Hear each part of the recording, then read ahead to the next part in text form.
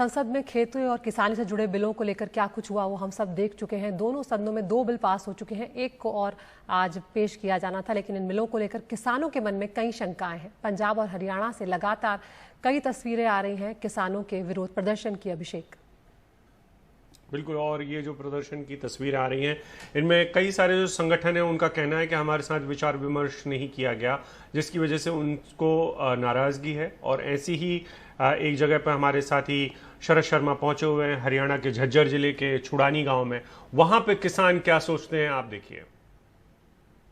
मैं हरियाणा के झज्जर जिले के छुड़ानी गांव से रिपोर्ट कर रहा हूं। यहां पर ये समझने आया हूं कि जो खेती से जुड़े बिल संसद में पास हुए हैं, इनको लेकर किसानों के मन में क्या चिंताएं हैं, क्या शंकाएं हैं और कैसा डर है। तो आइए जानते हैं इनसे कि क्या किसान सोच रहे हैं। राम राम जी। सबसे पहले आप ये बताइए कि आप देख रहे होंगे पिछले कुछ दिनों से टीवी पर देख ही रहे होंगे, इसको लेके बात चल रही है, आप लोगों का विरोध भी चल रहा है। तो मन में क्या डर है या क्या शंका है जिसके चलते आप लोग नहीं चाह रहे हैं कि ये बिल इस तरह से पास होते? जी ऐसा है। नाम बता दीजिए और काय की खेती आपकी? जी मेरा नाम वेदपाल है और हम कई तरह की खेती करते हैं। हमारा बाजरे की भी है, कपास की भी है, अभी धान लगाया हुआ है। ठीक है। हमारे बाजरे की कटाई चल रही है। हाँ। और बाजरे को लेकर भी अभी असमंजस है कि भाई कितने टाइम में मंडी में खुलेगा और सही दाम में, मतलब जल्दी बिकेगा नहीं बिकेगा। ठीक है। बाकी जितना हमने बिल के बारे में जाना है, हाँ। तो अभी इतनी खुलकर बातें आई नहीं है सामने, लेकिन उससे लग रहा है कि जैसे डिटेल आ रही हैं। हाँ। तो उससे लगता है भाई निजीकरण में थोड़ा बढ़ावा आ जाएगा और जो मंडी में आड़ती हैं वो मंडी की बजाय बाहर बैठकर अपनी दुकान पे माल लेगा, वो अपना टैक्स बचाने की सोचेगा, तो उन आड़तियों का निजीकरण इससे बढ़ जाएगा। और कुछ सुनने में आ रहा है कि जैसे इन्होंने कहा है बिल के अंदर कि भाई जो एसेंशियल कमोडिटी आती है ना, कि भाई आलू प्याज आपको बाहर फ्री कर देंगे। इस फ्री कर देंगे तो इससे जो है लाला जी होल्डिंग भी कर सकते हैं। इसका फर्क पड़ेगा। अच्छा, तो फिर मतलब आपको जो है जो सामान है वो महंगा मिलेगा?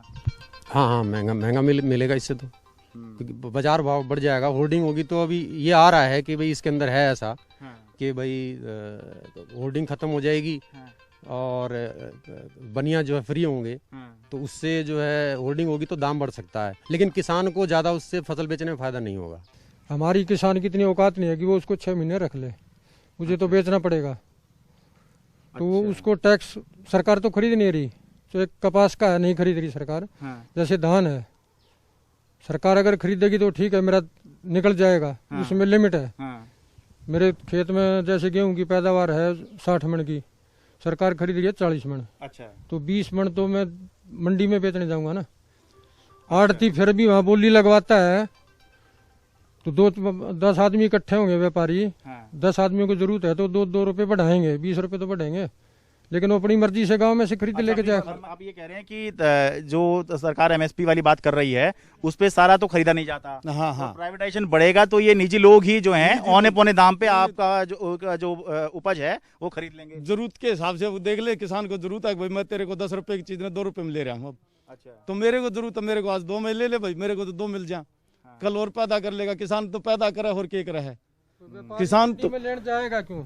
एक चीज ये भी कही जा रही है कि 3 दिन के अंदर आपको जो है जो आपकी उपज है उसकी पेमेंट दे दी जाएगी। तो इसमें क्या आपको शक है कि 3 दिन के अंदर पेमेंट नहीं मिलेगी? नहीं जी, ऐसा तो होता नहीं है। अभी गेहूं का जो कंपलसरी किया था सरकार ने हमारी खरीद की, और इसमें किसी को मतलब महीने भर में, 1.5 महीने में भी नहीं मिला, मतलब 2 महीने 2.5 महीने बाद पैसे मिले हैं।